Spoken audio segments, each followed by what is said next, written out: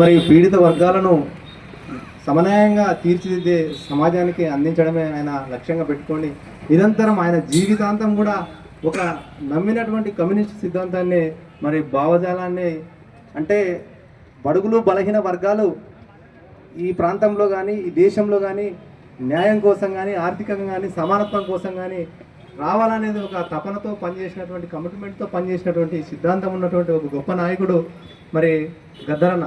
మరి గద్దరన్న తెలంగాణ ఉద్యమంలో చూసినాం. గద్దరన్న పొడుస్తున్న గడ్డ మీద మరి పెద్ద పెద్ద అంటే అంటే వాస్తవం చెప్పాలంటే గద్దరన్న అంటేనే చాలామంది పాటలు పాడుతున్నారు. కాదు, పాట కాదు, అది ఒక విప్లవం. పాట అంటే ఒక లక్షల మందికి ఒక విప్లవంగా ఉంటుంది. కాబట్టి ఏ సమస్య వచ్చినా కూడా ఆయన అంటే ఉపన్యాసం ఇవ్వకపోయేది, పాట రూపమే ఉపన్యాసం. పాట పాడితేనే లక్షల కోట్ల మంది చైతన్యమైనటువంటి ఒక గొప్ప నాయకుడు, మరి గొప్ప భావజాలం ఉన్నటువంటి నాయకుడు గద్దరన్న. మరి గద్దరన్న గురించి కూడా ఈ మధ్యకాలంలో మనం విన్నాం. కొంతమంది అనుచిత వ్యాఖ్యలు చేయడం సమంజసం కాదు, వాటిని తక్షణమే వెనక్కి తీసుకోవాలి. ఎందుకంటే గద్దరన్నకి ఎవడో అవార్డు ఇచ్చేది అవసరం లేదు, ఈ దేశమే ఈ ప్రజలే అవార్డు ఇచ్చినారు. ఆయన భావజాల సిద్ధాంతం, మరి ఆయన నమ్ముకున్న సిద్ధాంతం నిరంతరం పనిచేసినటువంటి వ్యక్తి. మరి ఆయన నక్సలైట్ అని అంటారు, కానీ అందరు కూడా ఆయననే స్వయాన్ని చెప్పుకున్నారు నక్సలైట్. నక్సలైట్లు అంటే ఏందో వాళ్ళు దేశద్రోహులు కాదు, సమాజంలో కింద అంటే పీడిత వర్గాలు, బహుజనులు, అట్టడుగు వర్గాల కోసం, వాళ్ళ చైతన్యం కోసం భావజాలాన్ని నింపి వాళ్ళని సమాజంలోకి తీసుకురావడం కోసమే మరి ఆ సిద్ధాంతాన్ని ఎత్తుకున్నటువంటి నాయకుడు. చివరి శ్వాస వరకు కూడా బడుగు బలహీన వర్గాల గురించే మాట్లాడినాడు.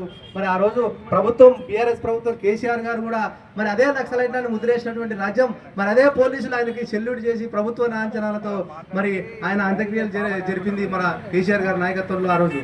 మరి అదే విధంగా ఆయన స్ఫూర్తిని ఇంకా తెలంగాణ రాష్ట్రంలో కొనసాగించాలి, ఆయన ఆశయాలను ముందుకు తీసుకెళ్ళాలి. ప్రభుత్వాలు కూడా ఇంకా పాఠ్యాంశాల రూపంలో ఆయనకు స్పృహను, చైతన్యాన్ని, ఆయనకు ఉన్నటువంటి గొప్ప స్ఫూర్తిని కూడా విద్యార్థి లోకానికి కూడా తెలియజేయాల్సినటువంటి ఆవశ్యకత ఎంతైనా ఈ ప్రాంతంలో, ఈ తెలంగాణ ప్రాంతంలో ఉన్నది.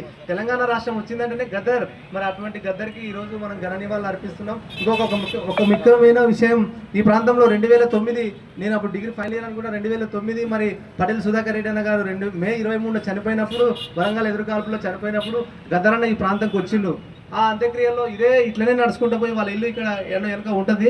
ఆ ఇంటి దగ్గర ఆ పార్థివ దేహాన్ని పెట్టి మరలా ఉదయం మన పృథ్వీరాజ్ చెరువు తీసుకుపోయినప్పుడు ఆ అంత్యక్రియలో నేను కూడా ఆయనతో పాటు నడిచిన. ఆయన ముందర ఒక డప్పు తీసుకొని పాట పాడుతూ ముందర పోతుంటే అందరం వేలాది మంది కూడా తరలిపోయినటువంటి గుర్తు చేస్తూ మరి thank you one and all.